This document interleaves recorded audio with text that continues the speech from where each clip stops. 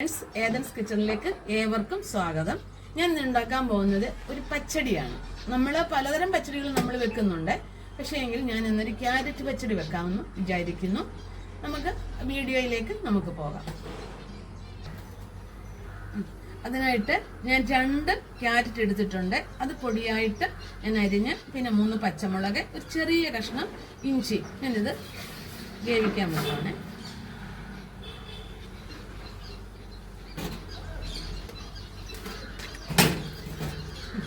ആവശ്യമായ ഉപ്പും,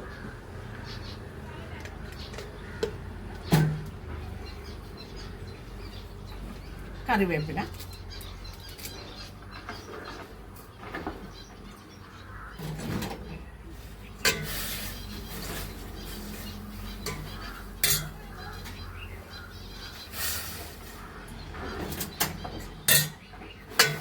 അടച്ചു വെക്കാം.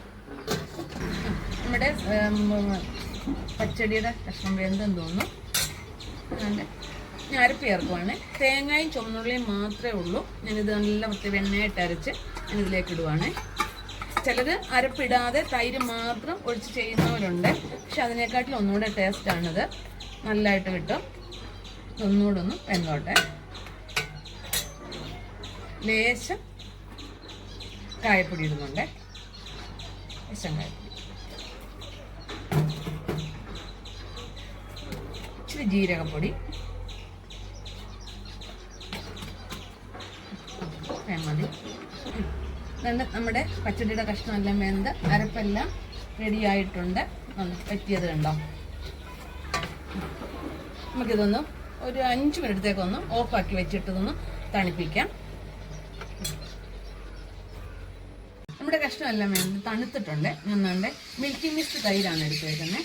ഞാൻ തൈരിനകത്ത് ഒഴിക്കുവാണ്.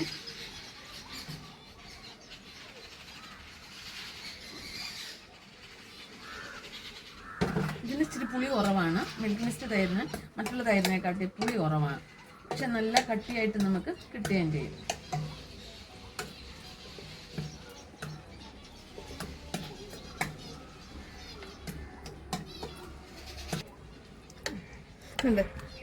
തൈരെല്ലാം ഉടഞ്ഞ്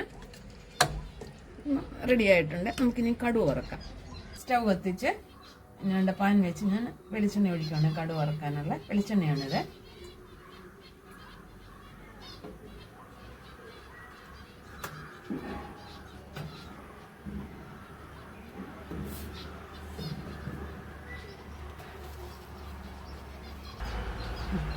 എണ്ണ ചൂടായിട്ടുണ്ട്. കടുക് ഇടുക കേട്ടോ.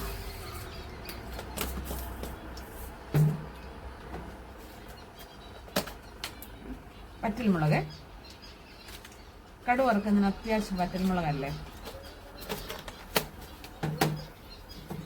നേരത്തെ കറിവേപ്പില ഇട്ടെങ്കിൽ ഇതിൻ്റെ കൂടെ അല്പം കൂടെ കറിവേപ്പില ഇടുവാണ്.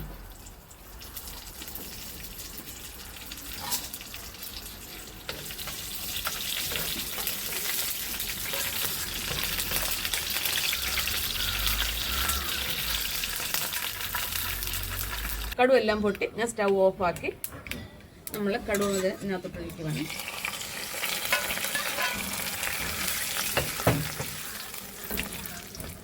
എങ്ങനെയുണ്ട് പച്ചടി? നല്ല പച്ചടിയല്ലേ? എല്ലാം ഉണ്ട്, സൂപ്പറായിട്ടുണ്ട്. നിങ്ങൾക്ക് വീഡിയോ ഇഷ്ടപ്പെട്ടു കാണും എന്ന് വിചാരിക്കുന്നു. നിങ്ങൾ ഇതുപോലെ വീട്ടിൽ ട്രൈ ചെയ്തിട്ട് എനിക്ക് ലൈക്കും കമൻറ്റും ഫോളോയും ചെയ്യുക. ഷെയർ ചെയ്യാൻ മറക്കരുത്. എല്ലാവരുടെയും സഹകരണം വേണം.